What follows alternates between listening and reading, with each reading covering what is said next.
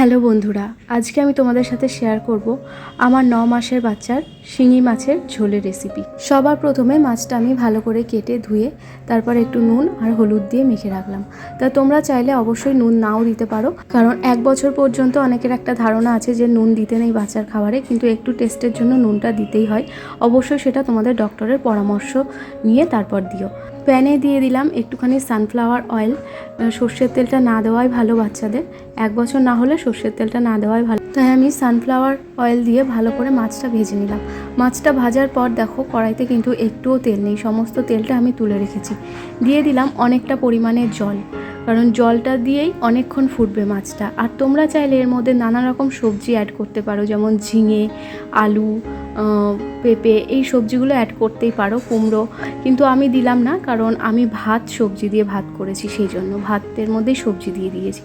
দিয়ে দিলাম সামান্য একটু 1 চিমটে পরিমাণে হলুদ, একটুখানি লবণ আর একটুখানি গোলমরিচ গুঁড়ো দিয়ে আমি ভালো করে মাছটা ফুটতে দেবো অনেকক্ষণ ধরে। এটা ফুটতে থাকবে প্রায় 5 থেকে 7 মিনিট, এইভাবেই ফুটে যাবে।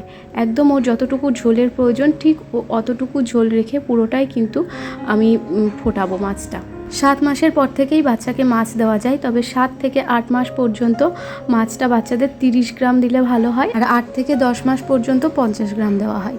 তা দেখো আমি মাছটা ঝোল হয়ে গেছে, এইটুখানি ঝোল রেখেছি আমি, যেটুকু ওর প্রয়োজন সেটুকুই রেখেছি। আর শিঙি, মাগুর, এই মাছগুলোতে বাচ্চাদের খুবই ভালো, খাওয়া খুব উপকার, এতে ফ্যাটের পরিমাণ বেশি থাকে না, তাই বাচ্চাদের এই মাছগুলো একটু ইন্ট্রোডিউস করানো খুবই ভালো 7 মাসের পর থেকে। তো আমি সবজি ভাত তো করেই নিয়েছি, তোমাদের আগে দেখালাম। তা ভাতের মধ্যে এই ঝোলটুকু দিয়ে আমি ভাতটা ভালোভাবে মেখে নেব।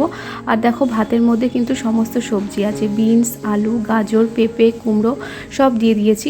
তোমরা যদি ভাতটা এমনি করো তাহলে তোমরা ঝোলের মধ্যে সবজিটা দিয়ে দিতে পারো।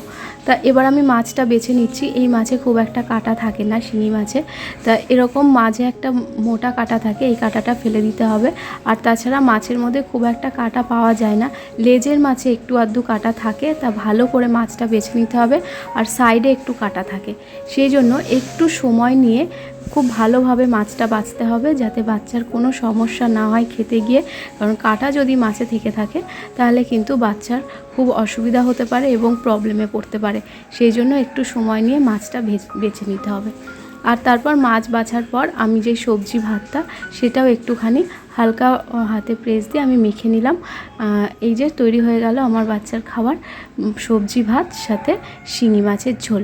তো কেমন লাগলো তোমাদের এই সবজি ভাত আর শিঙি মাছের ঝোলের রেসিপিটা অবশ্যই কমেন্ট করে জানিও। আর ভালো লাগলে কিন্তু অবশ্যই চ্যানেলটা সাবস্ক্রাইব করে দিও যারা এখনও করোনি। বাই।